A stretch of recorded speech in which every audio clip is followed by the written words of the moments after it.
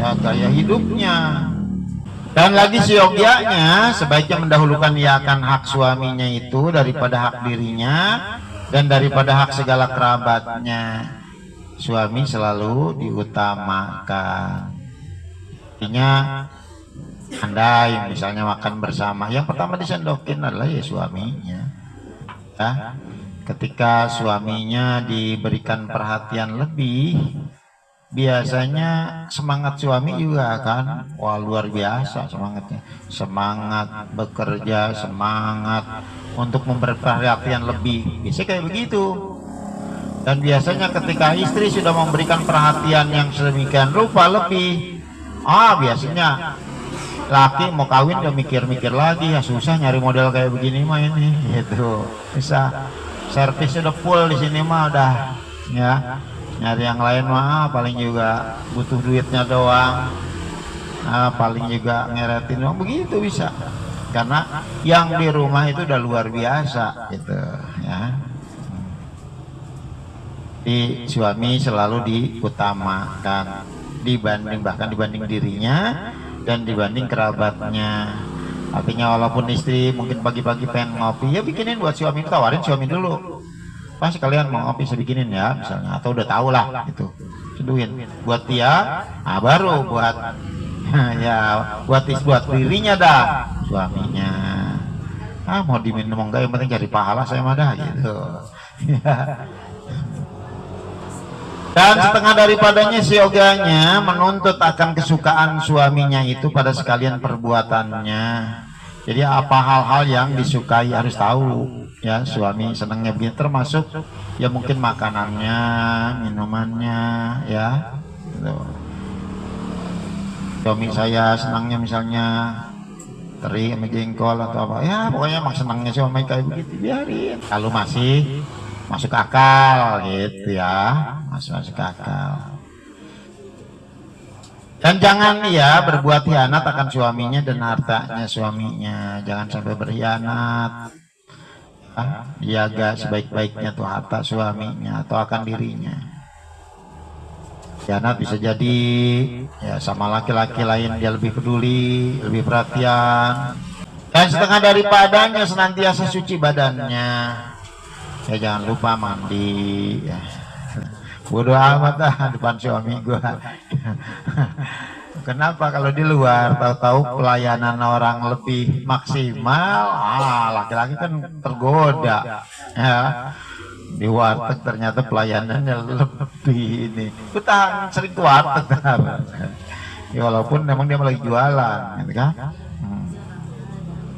Karena mensediakan ya akan dirinya itu. Ya pokoknya siagalah istri.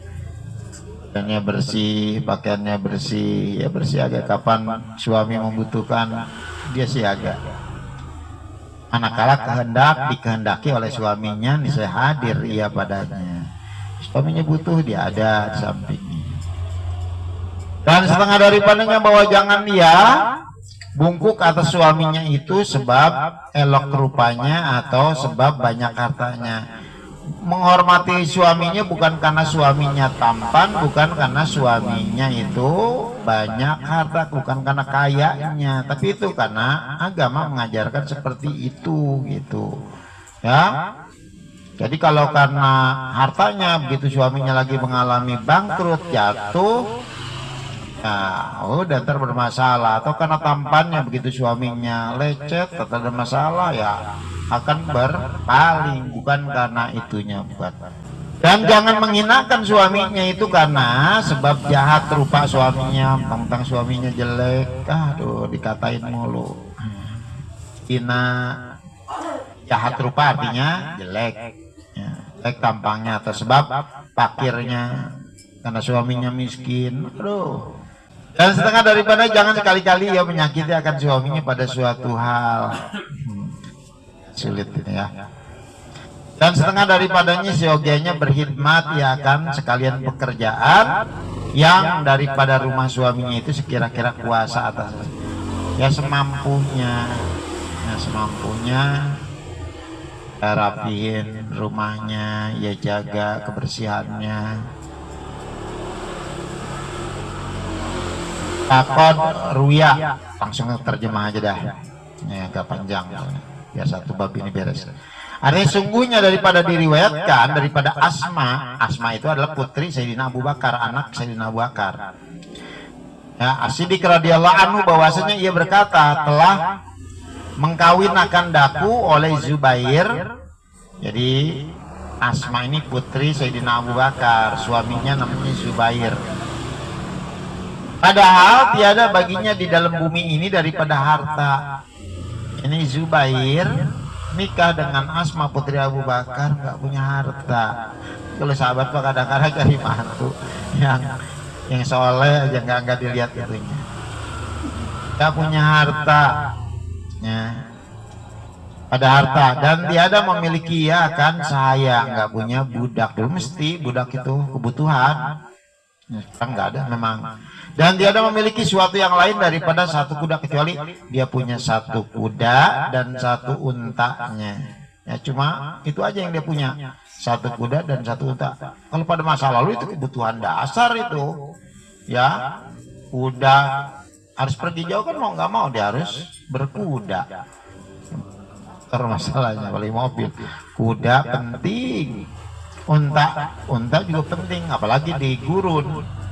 Unta yang paling kuat, haus segala macam, pergi jauh ya mau nggak mau harus pakai unta. Yang menderus akan kebunnya itu biasanya buat menyirami kebun, ambil air. Maka adalah aku memberi makan akan kudanya, kata Asma nih putri Abu Bakar. Saya bantuin ngasih makan kudanya, dan aku mencukupi akan belanjanya, dan aku meliharakan akan dia. Karena suaminya saat itu kebetulan yang nggak punya harta tadi, bahkan nih Asma dia yang ngeluarin semuanya. Maka aku menumbuk biji kurma akan makanan bagi untanya.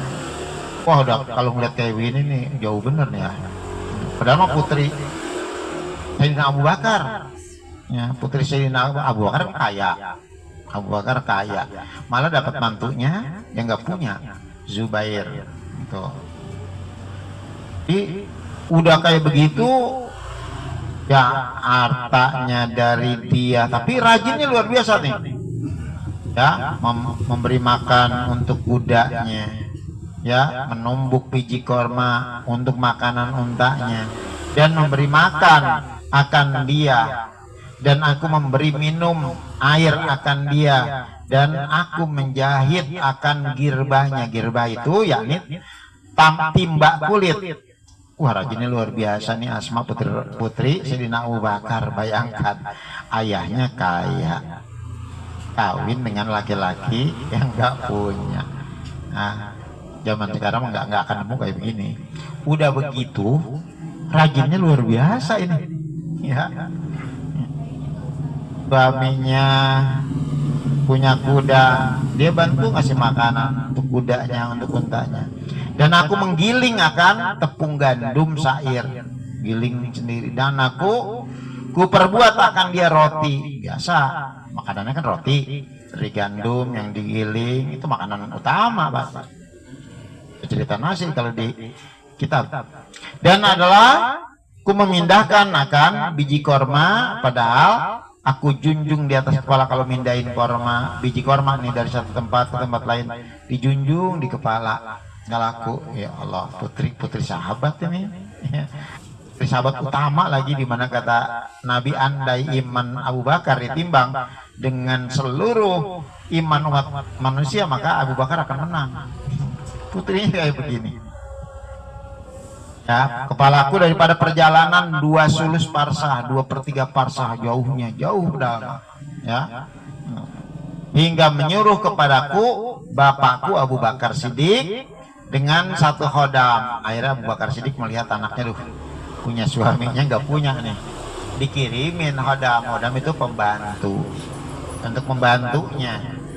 Perempuan berkhidmat akan daku, maka memadalah akan daku, memeliharakan akan aku, maka seolah-olah maka memerdekakan ia akan daku daripada berkhidmat itu.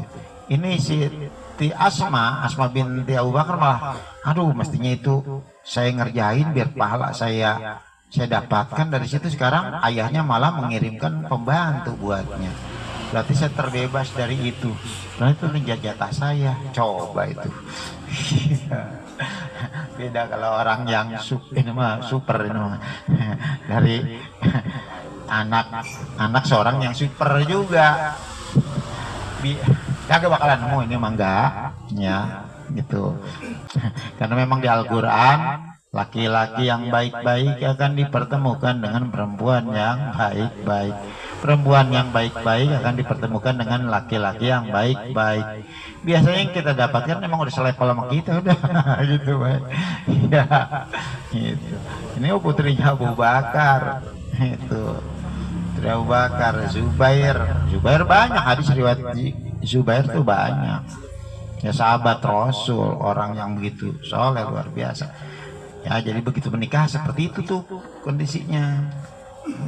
Coba Sayyidina Abu Bakar, orang kaya, nerima tuh ya. Terus diperlakukan seolah-olah ya Allah anak buah. Kayak begitu. Tapi anehnya Siti Asma begitu dikirimkan membantu, jadi ada yang hilang dong dari saya. Mestinya itu saya yang ngerjain ya. Ya seorang dimerdekakan di bagian itu. Saya mestinya berkhidmat. Coba itu. Dan setengah daripadanya bahwa adalah himmahnya ia membaikkan akan dirinya dan mentadbirkan itu mengatur. Himmah itu ya tujuannya, cita-citanya, keinginannya, kesenangannya, baikan dirinya menjadi pokoknya pribadi yang terbaik, mentadbirkan akan rumah, mengatur, membereskan. Padahal ia mengerjakan sembahyang fardu yang 5 waktu dan puasa pada bulan Ramadan. Yang utama itu sholat 5 waktu, puasa bulan Ramadan, terus berkhidmah, udah itu luar biasa itu. Ya kata Nabi, silahkan masuk melalui pintu surga yang mana baik. Itu aja. Ini ternyata dari siang. Karena sabda Nabi Shallallahu Alaihi Wasallam, ijaz sholatil mar'atu khamsaha wa shomat sahroha wa hafijat farjaha fajat farjaha wa ato'at zaujaha dakholat jannata robiha. Artinya nih, perempuan apabila mengerjakan, perempuan akan udah cukup sembahyang 5 waktu, misalkan nggak ditambahin dengan sunah-sunahnya dah. Jangankan tahajud, duha, witir, ya, ratibnya enggak, sholat 5 waktu aja ada. Dan mengerjakan ya puasa di dalam Ramadan cukup, nggak ditambahkan misalnya Senin Kamis dan sebagainya. Dan memeliharakan ya akan farjinya, ya tidak mengumbar kemaluannya, auratnya, dan taat ya akan suaminya, niscaya memasukkan ke dalam surga Tuhannya. Pasti ini mah ahli surga. Segitu aja. Nggak bangun malam untuk tahajud, nggak sholat duha, nggak sholat ini, asal tadi ya sholat 5 waktu terpenuhi, puasa Ramadan, kemudian dijaga auratnya, taat sama suami, pasti Rasul masuk surga. Udah. Dan setengah daripadanya apabila mati suaminya, maka wajib atasnya beridah. Ya, juga jarang yang di ini sekarang memakai idah. Berapa lama? 4 bulan dan 10 hari. 4 bulan 10 hari berarti 130 hari. Ya, 4 bulan 10 hari. Padahal wajib atasnya melazimkan diam di dalam rumahnya, usahakan tetap ada di rumah. Maka jangan dia berpindah, artinya keluar kepada rumah ahlinya. Keluar ke rumah orang tuanya saja enggak gitu ya. Dan tidak harus ya keluar, nggak boleh keluar daripada rumah tempatnya beridah itu, melainkan karena darurat, kecuali darurat, mau tidak mau ya. Contohnya dia harus belanja karena nggak ada yang bantuin, itu karena terpaksa, karena darurat. Dan wajib pula atasnya di dalam masa beridah itu meninggalkan dia memakai pakaian yang ada baginya perhiasan. Jangan pakai pakaian yang bagus-bagus, dan jangan memakai akan bau-bauan, maksudnya wangi-wangian, hingga lepas masa idahnya.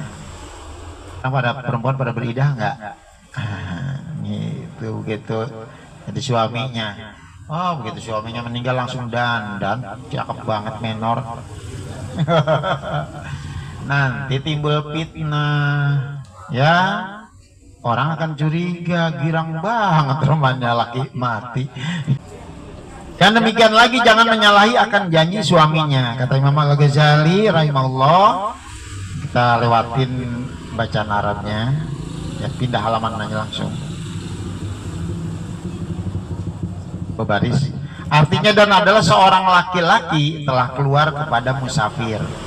Ada seorang suami keluar, ya, melakukan perjalanan jauh dan berjanji ia kepada istrinya bahwa jangan ia turun daripada yang di atas kepada tempat yang di bawah. Selama saya keluar, selama saya melakukan perjalanan jauh, ya, kamu diam aja di sini, jangan turun ke bawah, ya. Dan turun ke bawah. Udah si istrinya, ya, tapi janji kepada suaminya. Dan adalah bapak perempuan itu pada tempat yang di bawah. Jadi rumah ada 2 lantai, bapaknya ada di lantai bawah. Nah, maka sakit ia, bapaknya sakit sama dia di lantai atas, maka menyuruh perempuan itu kepada Rasulullah minta izin pada turunnya kepada bapaknya itu. Terus perempuan itu mengutus seorang, tolong tanyakan kepada Rasul, ya, minta izin bisa enggak saya nemuin bapak saya yang sakit. Karena cuma dia ada di atas, bapaknya ada di bawah. Maka meminta izin perempuan itu akan Rasulullah Shallallahu Alaihi Wasallam pada keluar akan mengikutkan apa? Nah, pindah ya tadi. Izin kepada bapak itu, maka sabda Nabi Shallallahu Alaihi Wasallam, perbuat taat olehmu akan suami, taati suamimu. Artinya udah jangan turun. Karena bapaknya sakit, bapaknya nih sakit. Maka mati bapaknya, kemudian meninggal nih bapaknya. Nah, tadi kan sakit, jadi selama sakit si istri nggak bisa nengokin bapaknya, padahal bapaknya tuh, ya, padahal rumahnya nggak jauh, ya, bahkan satu rumah. Istrinya ada di atas, bapaknya ada di bawah. Sekarang kira-kira, ya, nanya dulu gak ke Ustadz? Kalau apa nanya ke Rasul, ya Rasul, ya bagaimana itu bapaknya sakit, ya ini dong ngomong sama suami, jangan turun selagi dia keluar, bapaknya sakit. Kata Rasul, taati suami. Nah, kita digituin sama Ustadz, ngambek dia, Ustadz tersinggung. Iya, tega bener bapak, bodoh amat lah, itu bapak gua. Maka Nabi sholat perbuat taat olehmu akan suaminya, yakni ikut olehmu akan janji suaminya itu. Tadi mana ya? Maka mati bapaknya itu, maka minta izin perempuan itu akan Rasulullah. Sekarang bapaknya meninggal, terus ngirim orang lagi, ya, bisa enggak nemuin bapaknya meninggal. Ada keluar akan mengikutkan jenazah, ingin mengantarkan jenazah bapaknya itu. Maka sabda Nabi SAW, perbuat taat olehmu akan suamimu, taati suamimu, yakni ikut olehmu akan janji suamimu itu. Maka ditanam di kata, maka dikuburkan bapaknya itu, padahal perempuan itu tiada hadir kepadanya dan tiada melihat akan dia. Ya Allah, sampai bapaknya meninggal, padahal cuma segitu doang loh, tinggal turun. Enggak ngelihat. Maka setelah itu menyuruh Rasulullah kepadanya, mengabarkan akan dia bahwasanya Allah telah mengampuni akan bapaknya itu dengan sebab taat bagi suaminya. Itu bisa saja Allah mengampuni seluruh dosa bapaknya gara-gara punya anak yang model kayak begitu. Saya kira anak perempuan kita kayak begitu kagak? Memang nggak ngadu ke rumah, kita datang ngaduin lakinya. Udah laki lo kayak gitu tinggalin baik.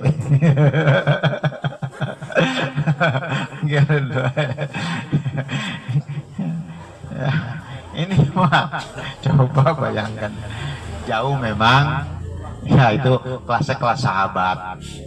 ya otomatis istrinya juga sama. Jadi suaminya mendapat didikan dari Rasulullah, istrinya juga mendapat didikan dari Rasulullah. Ya, kalau dibandingkan dengan orang sekarang, ya Allah, langit dan bumi dah jauhnya. Ya, gitu. Ini mah rumah, misalnya rumah orang tuanya ada di Bogor sekalipun bapak sakit, gitu. Ya, jangan sana dulu dah. Wah, ngambek. Padahal bisa jadi gara-gara itu dosa-dosa orang tuanya diampuni gara-gara itu, ya. Jadi tergantung kita mendidik anak perempuan kita dah, gitu.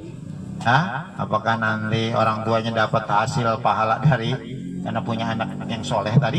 Makanya anak yang soleha itu nggak usah mendoakan aja kayak gitu tadi, nggak usah mendoakan aja, udah waladun solehian mulai ya, ulama itu kata sifat mendoakan. Pokoknya anak soleh pasti akan memberikan manfaat buat orang tua.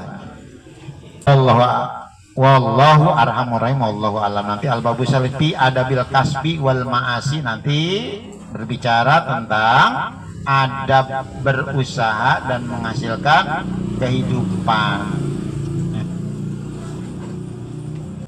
Wallahu a'lam. Kita baca Fatihah untuk kakaknya Bang Beni, Ki Hadi Irawan, yang saat ini ada di rumah sakit ya. Kita doakan ya, mudah-mudahan sih yang terbaik ya, pasti kita doakan yang terbaik adalah Allah angkat sakitnya gitu ya, Allah angkat sakitnya, mudahan Allah permudah urusan ini. Kita ikhtiar, kita mendoakan tuh, mudah-mudahan Allah mengabulkan, ada keajaiban yang didapatkan. Ya, kalau mendengar ceritanya memang luar biasa ujian ini, ya luar biasa beratnya. Tapi kita di sini mendoakan, itu kita serahkan semua kepada Allah, dan yang bersangkutan diberikan ketabahan, kesabaran, begitu pula keluarganya diberikan ketabahan dan kesabaran. Kita ikhlaskan bacaan kita untuk mendoakan kakaknya atau abangnya dari Bang Beni, yakni Bang Hadi Irawan. Benar ya, Hadi Irawan.